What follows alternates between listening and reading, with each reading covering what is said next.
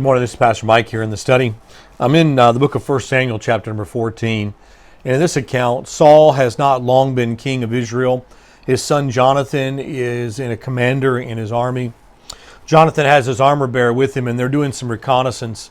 And they come up on a group of Philistines, the enemies of the Lord.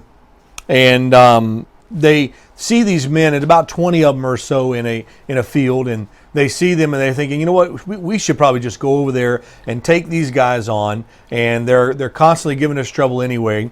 And so Jonathan says, you know what, armor bearer, let's just go. We're not even giving this man's name, but I love the spirit of this armor bearer. And Jonathan lays out the plan. He said, here's what we're going to do. He said, we're going to go over there and we're going to holler at them, and we're going to make ourselves known. If they say, hey, come over here, we'll know that God's turned them over into our hands, and we're going to go and attack them, and we'll win the victory. He said if they don't do that, then we'll know that God hasn't given them in our hands. But he makes this statement in it. He says, come, let us go over to the garrison of these uncircumcised. It may be that the Lord will work for us.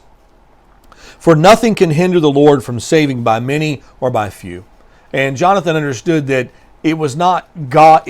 Ultimately, it wasn't the number of swords that he had, or the number of the armor, the amount of armor he had, or the number of soldiers he had, but it was God that's the one that gave the victory. And let me say this, as believers today, we need to make sure that we understand that all of our preparation and all of our labor is in vain unless God gives the increase. And we shouldn't sit back and say, well, we don't have enough, we're not prepared enough, so we never step out because we don't have enough preparation. That is not saying we shouldn't prepare. It is just saying that sometimes we have to step out in faith and say, hey, we don't know what tomorrow holds. We don't know what tomorrow looks like. We don't know if God's going to choose to give the victory or he's going to choose to bring defeat. And Jonathan was willing to face defeat if necessary, and he felt like defeat was better than sitting back and doing nothing and not trusting God. And so he steps out boldly and he goes into this battle. And here's the phrase of the armor bearer and why I love him so much. He says, the armor bearer said unto him, do all that is in your heart. Behold, I am with you.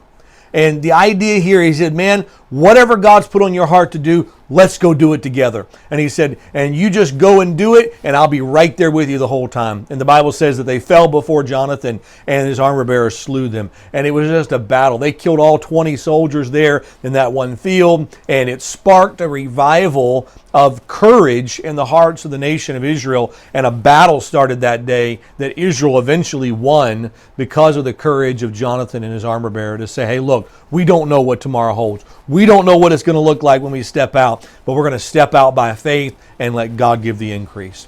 I hope that we as a church will have the courage to do just that. We step out by faith, not knowing what the future holds, but let God be the one that gives the increase. I hope this will be an encouragement to you. We'll see you next time in the study.